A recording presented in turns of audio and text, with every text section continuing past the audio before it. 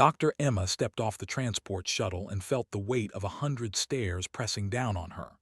The docking bay of station was vast and cold, filled with beings from worlds she had only read about in medical journals. They watched her with eyes of every shape and color, and in those eyes she saw the same thing over and over again: fear. She was used to it by now. 12 years of serving on human vessels had not prepared her for this, but she had known what to expect. Humans were. That single word carried more weight than any title or degree she had earned. It meant that she came from a planet where the gravity crushed bones, where the air carried invisible killers, where every creature had evolved to fight and survive against impossible odds. To the beings watching her now, she was not a doctor. She was a monster wearing a medical uniform. The station administrator came to greet her. His name was Counselor, and he belonged to a species called the... He had a single large eye in the center of his face, a body covered in smooth skin, and 6 tentacles that served as both arms and legs. He moved with careful grace, keeping exactly 3 meters between himself and Emma at all times. He welcomed her to station and told her that her quarters had been prepared. His voice was polite but distant, like someone speaking to a dangerous animal they hoped would not bite. Emma thanked him and asked about her medical bay. She kept her voice soft and her movements slow. She had learned that sudden gestures made the other species nervous. Everything about humans made them nervous. Led her through the station corridors, explaining the layout as they walked. Station was home to 17 different species, all living and working together under coalition law. It was a place of diplomacy and commerce, a symbol of galactic cooperation. Emma would be the first human to serve in a permanent medical position here. The corridors were wide and clean, lit by soft blue lights that shifted to accommodate the visual needs of different species. Emma passed a group of tall beings with shimmering scales and 4 arms each. They pressed themselves against the wall as she walked by, their reptilian eyes tracking her every step. She passed a pair of small and delicate creatures with skin so thin you could see their organs pulsing beneath. They actually turned and fled in the opposite direction. Emma said nothing. She simply followed and kept her face calm. The medical bay was impressive. It occupied an entire section of the station, with separate treatment rooms designed for each species. The equipment was advanced, the supplies were plentiful, and the layout was logical. Emma felt a small spark of hope. She could do good work here if they gave her the chance. Her staff was waiting for her.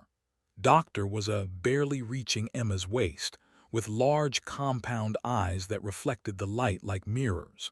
He specialized in biology and had published several papers on cross-species medicine. He also looked like he wanted to be anywhere else in the galaxy. The 2 nurses was older, with faded green scales and a calm demeanor that suggested years of experience. Was younger, his scales still bright blue, his 4 arms fidgeting with nervous energy. Neither of them would meet Emma's eyes. She introduced herself and extended her hand for a handshake. All 3 of them flinched backward as if she had drawn a weapon. Emma lowered her hand slowly. She told them that she was glad to meet them and that she looked forward to working together. She told them that she knew they had concerns about working with a human, and she understood why. She told them that she hoped to earn their trust through her actions rather than her words. Doctor nodded quickly, his thin body trembling slightly. He said that they were sure she was very qualified and that they would do their best to assist her. It was a polite lie, and they both knew it. The first week was hard. Emma arrived early each morning and stayed late each night. She reorganized the supply closets, updated the treatment protocols, and studied the medical needs of all 17 species until she could recite them from memory. She did everything she could to show her staff that she was here to help. They avoided her anyway. Doctor communicated through written messages whenever possible, and worked their shifts in near silence, speaking only when absolutely necessary. The other medical professionals on the station pretended she did not exist. Patients who came in for treatment requested different doctors. One actually left the medical bay untreated rather than let Emma examine him. She ate her meals alone in her quarters. She walked the corridors alone. She worked alone. The loneliness was a physical ache in her chest, but she refused to let it break her. On the fifth day, she overheard Doctor talking to the nurses. They did not know she was standing just around the corner, checking inventory on a supply cart. Said he did not understand why the coalition had sent her. He said it was dangerous. He said humans were built for violence, that their entire evolution was based on killing and surviving. He asked why such a creature would want to heal when it was designed to destroy. Replied that perhaps the coalition wanted to test them. Said that maybe the humans wanted to spy on the station. Said he had read that humans could kill with their bare hands, that their bones were dense enough to use as weapons, that their immune systems were so aggressive they could survive diseases that would wipe out entire colonies. Emma stood very still and listened. She had heard all of this before. Every word was technically true. Humans were strong. Humans were resilient. Humans were dangerous. But that was not all they were. She thought about her grandmother, who had been a doctor in a war zone and had saved hundreds of lives. She thought about her teachers, who had dedicated their careers to healing the sick and training the next generation. She thought about the oath she had taken when she graduated from medical school, the words she had spoken with tears in her eyes. First, do no harm. She came from a planet that had tried to kill her ancestors every single day. But her people had taken that violence and that strength and that stubborn refusal to die, and they had built something beautiful with it. They had built medicine. They had built compassion. They had built the promise that no matter how dangerous the universe was, there would always be someone willing to fight for the sick and the wounded. Emma stepped around the corner. Her staff froze, their faces filled with guilt and fear. She looked at each of them in turn. Then she told them that she had heard everything, and she was not angry. She told them their fears were understandable because humans were everything they said. But she also told them that being dangerous did not mean she had to be cruel. She told them that the same strength that could kill could also protect, and the same stubbornness that kept humans alive on also kept them fighting for their patients long after other doctors would have given up. She told them she was not asking them to trust her yet. She was only asking them to give her a chance. The three aliens stared at her. Nobody spoke. Then the emergency alarm began to scream and everything changed. The explosion shook the entire station. Emma grabbed the edge of a medical cart to steady herself as the floor trembled beneath her feet. The emergency lights flashed red, and the alarm wailed like a living thing in pain. Doctor fell to the ground, his thin limbs flailing, and reached for the walls with all 4 arms each, their scales paling with fear. Emma did not wait for the shaking to stop. She was already moving toward the door, her mind shifting into a mode she knew all too well. Crisis mode. Survival mode. The inheritance that her ancestors had passed down through countless generations of fighting to stay alive. The intercom crackled with a frantic voice. There had been a collision in Cargo Bay 7. A mining shuttle had lost control and crashed into the station. Multiple casualties.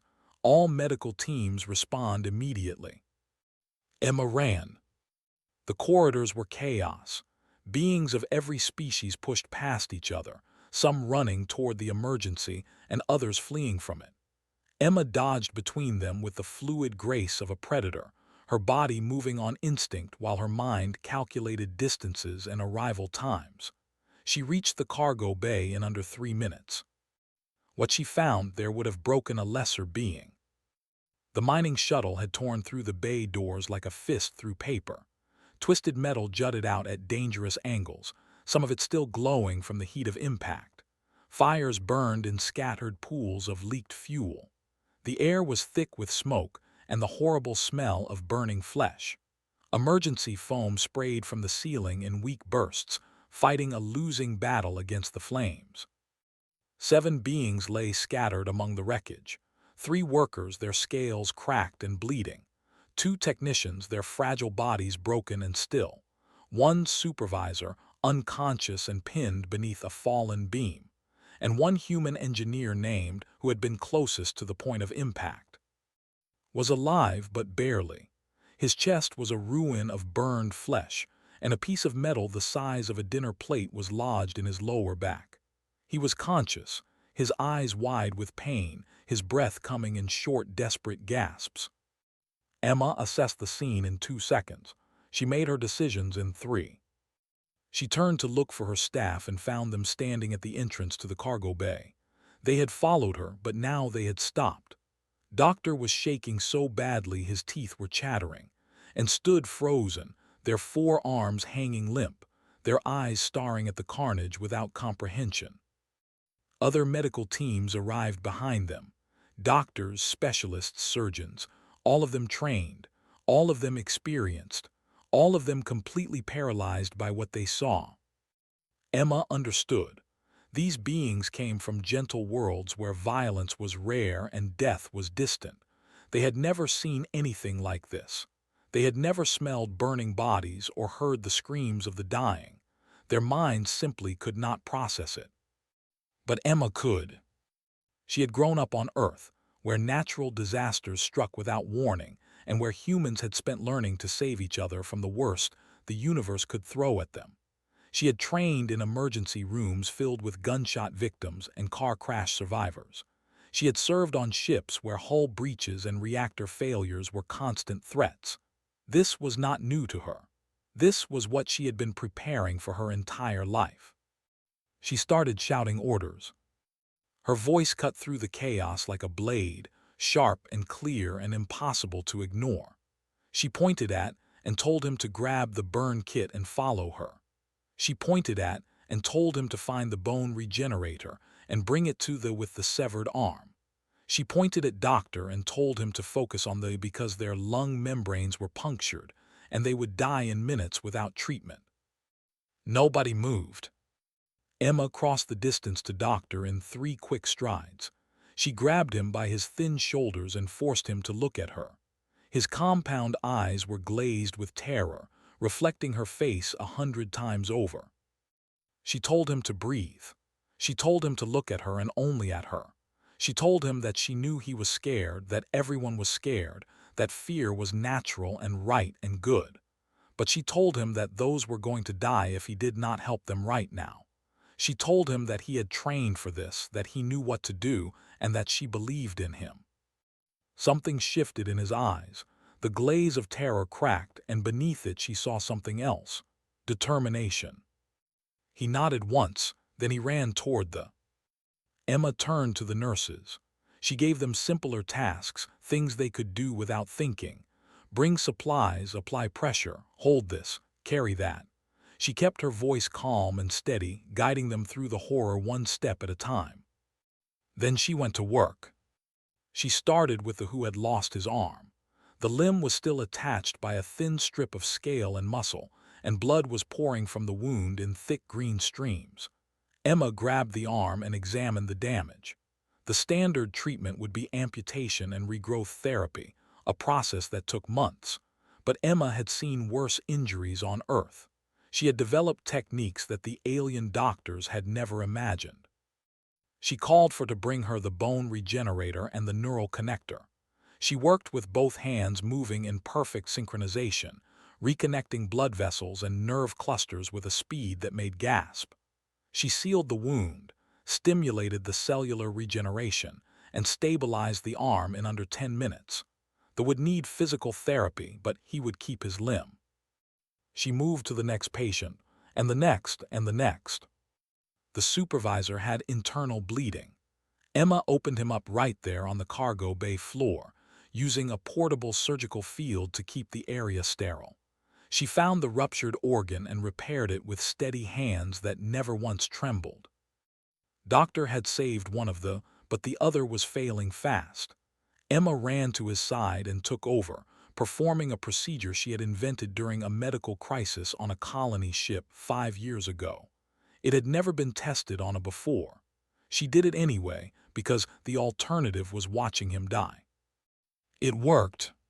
Finally, she turned to. The human engineer looked up at her with eyes full of pain and a strange kind of hope. She knelt beside him and examined the shrapnel in his back. It was pressing against his spinal cord. One wrong move would paralyze him forever.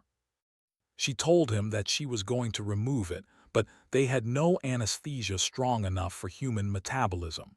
She told him it was going to hurt more than anything he had ever felt. She asked him if he trusted her. Managed a weak smile. He said he was from Earth and Earth people trusted their doctors. He told her to do it.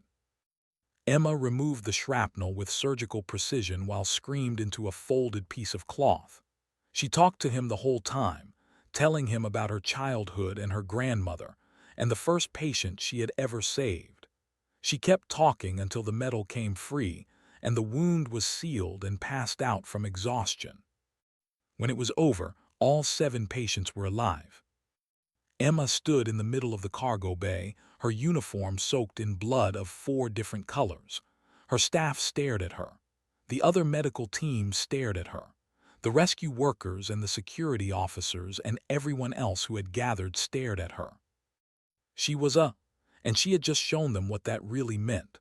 Word of what happened in Cargo Bay 7 spread through station like fire through dry grass. Within hours, everyone knew about the human doctor who had walked into hell and dragged 7 souls back from the edge of death. Within days, Emma had become the most talked about being on the entire station. The reactions were mixed. Some called her a hero. They spoke of her calm voice and steady hands, of the way she had commanded the chaos like a general commanding a battlefield. They said the coalition had been right to send her, that humans were not the monsters everyone believed them to be. Others were less generous. They whispered that what she had done proved how dangerous humans really were. They said no peaceful being could function so well in the midst of such violence. They said she was a predator who had simply chosen to heal instead of kill, and predators could always change their minds. Emma heard all of it. She ignored all of it. She had work to do. Her patients recovered quickly under her care. They kept his arm, just as she had promised. The who had been moments from death were walking again within a week. The supervisor sent her a formal note of thanks, written in the flowery language his species used for expressing deep gratitude. Stopped by her office every day, bringing coffee from the human supply store and telling terrible jokes that made her laugh despite herself. Her staff had changed as well. Doctor no longer flinched when she entered a room. He still kept his distance, but now it seemed more like professional respect than fear, and spoke to her directly, asking questions about her techniques and listening carefully to her answers. They were still nervous around her, but they were trying. It was a start. Counselor summoned her to his office on the 10th day after the accident. The administrator sat behind his curved desk, his single eye studying her with an expression she could not quite read. His tentacles were still, which she had learned meant he was thinking deeply. He asked her to sit. She sat. For a long moment, neither of them spoke, then asked her the question that everyone on the station wanted answered. He asked her how she had done it. He asked her how she had stayed calm when everyone else had fallen apart. Emma considered her response carefully. She knew that what she said here would matter. It would shape how the station saw her and her people for years to come. She told him about the oath. She explained that on Earth every doctor swore a sacred promise before they were allowed to practice medicine. They promised to treat the sick to the best of their ability. They promised to protect life and do no harm. She told him that when she had spoken those words, she had meant them with every fiber of her being. She told him that nothing in the universe would ever make her break that promise. Not fear, not chaos, not even death itself. Was quiet for a moment. Then he said that the other species did not understand humans. He said they saw as violent and unpredictable. He asked her how she expected them to trust someone who came from a world that bred killers. Emma leaned forward in her chair. She told him that he was right. Humans were violent. Earth had made them that way. For millions of years, her ancestors had fought against predators and disease and natural disasters that would have wiped out any other species. They had learned to kill because killing was the only way to survive. That violence was coded into their very genes. But she said that was not the whole story. She told him that the same world that had made humans dangerous had also made them compassionate. Because you could not survive alone. You needed your tribe, your family, your community.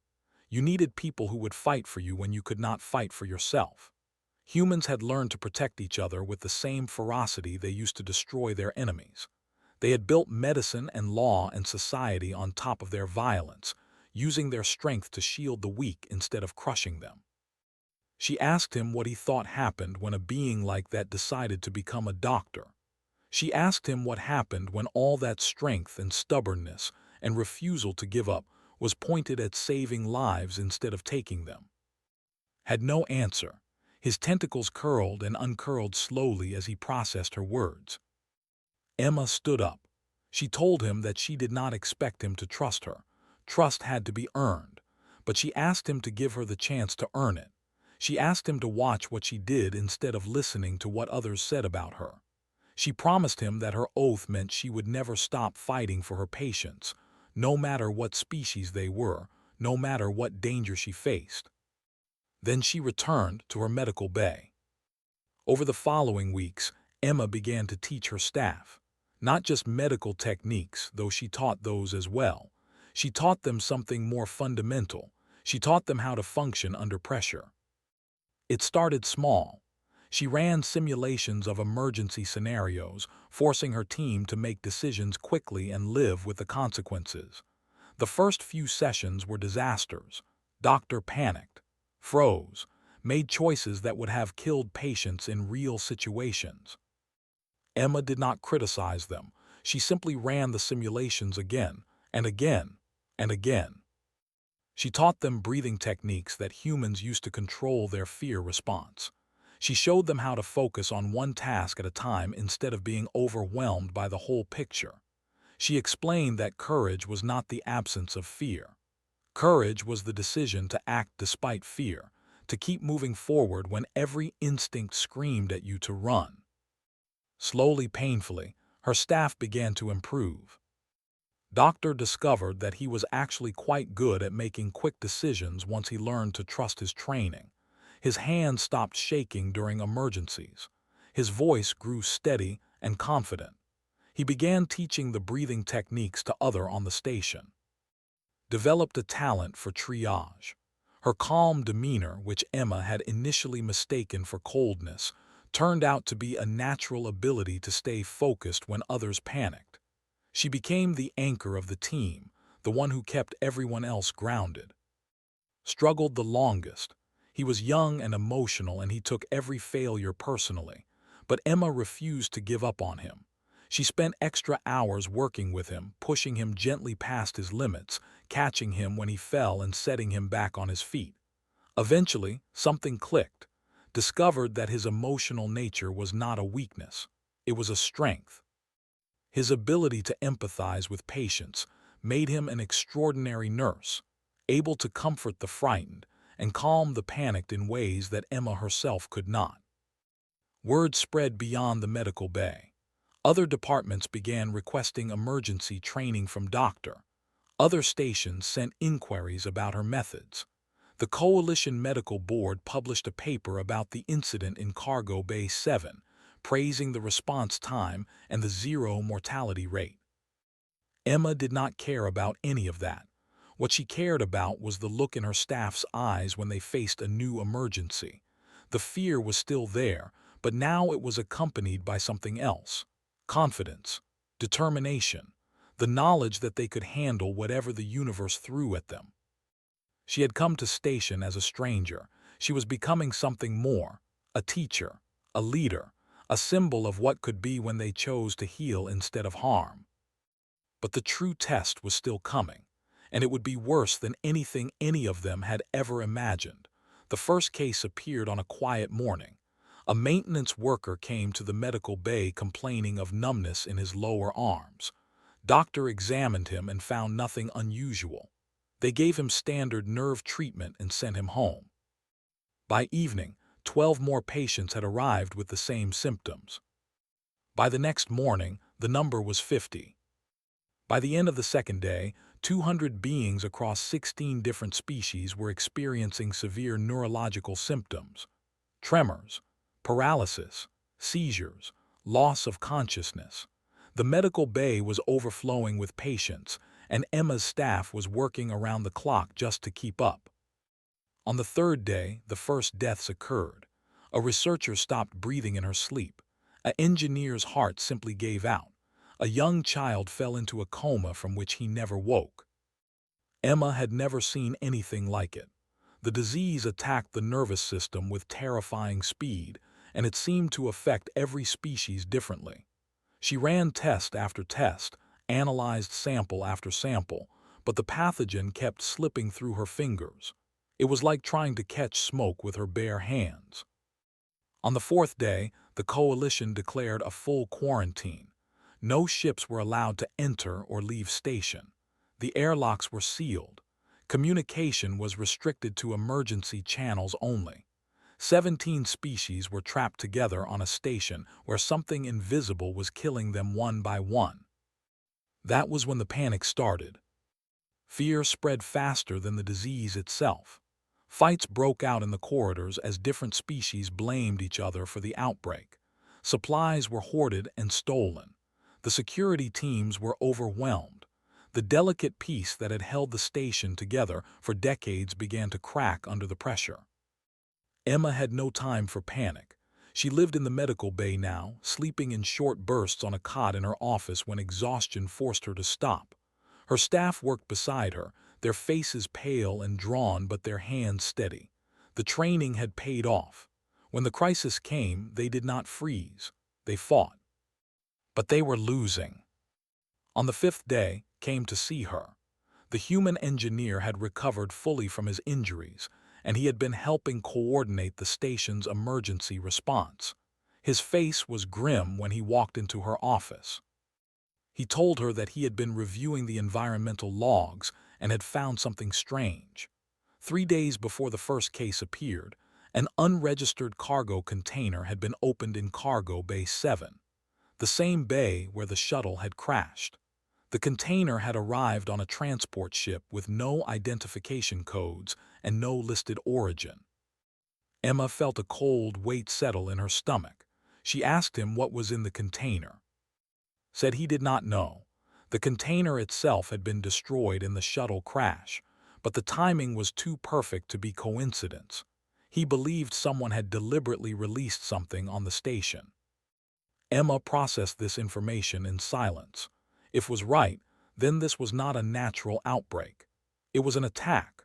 Someone had engineered a disease that could jump between species, and they had released it on a station where 17 different peoples lived side by side. She asked if he had any idea who might want to do such a thing. He told her about the radical factions, groups that believed the different species could never truly coexist. They saw the coalition as an abomination, a forced union of beings who should have stayed on their own worlds. Some of these groups had talked about proving their point through violent action. What better way to do that than to release a plague that exploited the biological differences between species? Emma closed her eyes. For a moment, she allowed herself to feel the full weight of what they were facing. Hundreds of people were dying. The station was tearing itself apart. And somewhere out there, someone was watching and waiting, convinced that this horror proved their twisted worldview. Then she opened her eyes and got back to work. She gathered her team and told them what had discovered. She told them that they were facing a weapon designed to kill, created by people who wanted them to fail. Then she asked them if they were ready to prove those people wrong. Doctor stepped forward.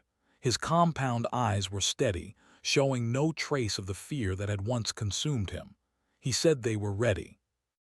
The next 3 days were a blur of desperate research. Emma pushed herself harder than she had ever pushed before.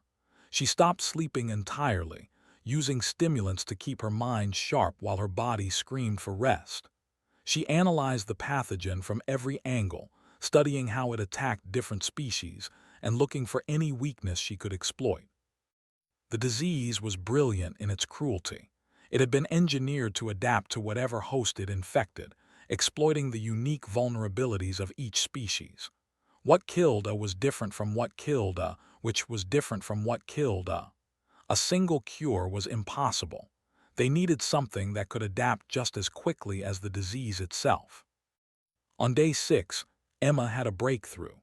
She realized that the disease needed a specific protein structure to bond with its host's nervous system. If she could create a compound that mimicked that structure, she could trick the pathogen into bonding with the compound instead of the host cells. The disease would neutralize itself. The theory was sound. The problem was testing it. Standard medical protocols required months of trials before any new treatment could be used on patients. They did not have months. They did not even have days. People were dying every hour, and the station was one bad incident away from complete collapse. Emma made a decision that would have horrified any medical board in the galaxy. She decided to test the treatment on herself. She synthesized the compound using the equipment in her lab. She loaded it into an injector. Then, while her staff watched in horror, she pressed the injector against her own arm and triggered the release. The compound burned as it entered her bloodstream.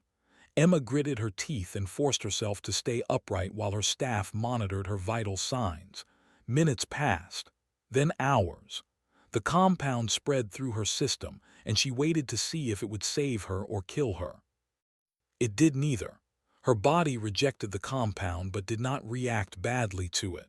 She was unharmed, but the treatment had not worked. She went back to the lab and tried again. A different formula, a different approach. She tested it on herself, felt the burn, waited for results. Failure. She tried again, and again, and again. On the 7th day, after her 11th self-injection, Emma finally succeeded. The new compound bonded perfectly with the pathogen's protein structure. Her blood tests showed the disease particles being neutralized within minutes. She had found the cure. But her body had paid the price. The repeated injections had left her immune system battered and bruised. She could barely stand. Her hands shook so badly she could hardly hold the equipment she needed to mass-produce the treatment. Doctor found her collapsed against her lab bench in the early hours of day 8. He called for and together they carried her to a bed while she protested that there was no time to rest. Told her that they would handle it. He told her that she had taught them well, and now it was time for them to prove it. Then he took her research and began producing the cure in the quantities they needed to save the station. The cure worked. Within hours of administration, infected patients began to stabilize. The tremors stopped. The seizures ended. Those who had fallen into comas slowly opened their eyes and asked what had happened. The disease that had terrorized Station for over a week was dying, defeated by a compound that a doctor had tested on her own body because there was no other way. Within 3 days, the outbreak was officially contained. Within 5, the quarantine was lifted. Ships began arriving with supplies and support personnel. The coalition sent investigators to track down the radical faction that had released the bioweapon. Within a week, they had made arrests across 4 systems. But the real story, the one that spread across 1,000 worlds, was not about the terrorists. It was about the human doctor who had refused to let them win. Emma spent the first few days of recovery in a medical bed in her own bay, watched over by the staff she had trained. Doctor checked on her every hour, his compound eyes filled with something that looked very much like affection, and took turns sitting with her, making sure she rested instead of trying to get back to work. Brought her coffee and terrible jokes and updates on the investigation. She had never felt less alone in her life. When she was strong enough to stand, she received a summons from the Coalition Council. They wanted her to testify about the outbreak and her role in ending it. The summons was politely worded, but Emma understood what it really was. The entire galaxy was watching, and they wanted to hear from the who had saved station. The journey to the Coalition headquarters took 2 days. Emma spent most of it preparing what she would say. She knew that this moment mattered, not just for her, but for every human who would ever serve alongside the other species. What she said in that chamber would shape how the galaxy saw her people for generations to come. The Coalition Council chamber was vast and circular, filled with tiered seating that rose toward a domed ceiling painted with stars from 100 different. Representatives from dozens of species filled the seats, their eyes and sensory organs all focused on the small human woman standing in the center of the floor. The council chairman was High Elder, an ancient whose scales had faded to pale silver with age. His 4 arms were folded across his chest in a gesture of formal attention. His voice was deep and resonant as he called the session to order. He asked Emma to state her name and position for the record. She did. He asked her to describe the events of the outbreak in her own words. She did that as well, keeping her account clear and factual. She described the first cases, the spread of the disease, the discovery that it was a bioweapon, and the desperate research that had led to the cure. She did not embellish or dramatize. The truth was dramatic enough. When she finished, leaned forward in his seat. His ancient eyes studied her with an intensity that made her want to look away, but she held his gaze and waited. He asked her the question that everyone wanted answered. He asked her what had driven her to risk her own life. He asked her what made a fight so hard to save beings who had feared and distrusted her since the moment she arrived. Emma had prepared for this question, but when the moment came to answer it, she found that all her prepared words had disappeared. What came out instead was something deeper, something true. She told him that when she was young, she had learned that Earth was a dangerous place. Everything on her world could kill a person if they were not careful. The animals, the weather, the plants, even the tiny organisms that lived in the air and water. Humans had evolved surrounded by death, and that had shaped them in ways that other species could never fully understand. She told him that humans could have become monsters. They could have let the danger make them cruel and selfish and violent. For a long time they did. Human history was full of wars and atrocities and suffering that they had inflicted on each other. They were not proud of that history. But somewhere along the way, she said, humans had made a choice. They had decided that survival was not enough. They wanted to be more than just creatures that endured. They wanted to be creatures that healed, that protected, that lifted each other up instead of tearing each other down. She told him about the oath. She explained that it was more than just words doctors spoke at graduation. It was a promise that no matter how dark things became, there would always be someone willing to stand between the sick and the dying. It was a commitment to fight for life with the same ferocity that humans had once used to destroy. She told him that when she took that oath, she meant it with every part of herself. Her bones and blood and the instincts coded into her very genes. She had promised to do no harm and to treat the sick to the best of her ability. Nothing in the universe would ever make her break that promise. Then her voice grew harder, and she delivered a warning. She told them that if anyone ever tried to threaten her patients again, they would learn something important about. They would learn that the same instincts that made humans dangerous predators also made them the most devoted protectors the galaxy had ever seen. They would learn that a human's oath was not just a promise, but a declaration of war against anything that threatened the innocent. She told them that she would never harm except to protect, but she would never stop fighting for those in her care. Anyone who tested that oath would discover exactly what it was capable of when defending the helpless. The chamber was absolutely silent. High Elder studied her for a long moment. Then, slowly, he uncrossed his 4 arms and placed them flat on the table before him. It was a gesture of deep respect. He said that perhaps they had misunderstood humans. Perhaps were not the monsters they had feared, but the guardians they had needed. Emma allowed herself a small smile.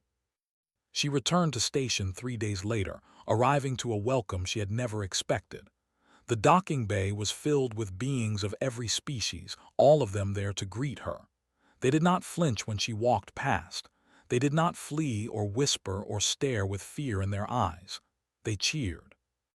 Her staff was waiting for her at the entrance to the medical bay. Doctor stepped forward and extended one of his thin hands toward her. It was the first time he had ever offered to touch her willingly. She shook his hand gently, careful not to hurt him. He told her that it was good to have her back. He told her that the medical bay had not been the same without her. He told her that he was proud to work with her.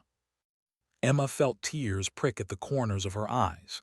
She blinked them away and told him that she was proud to work with him too.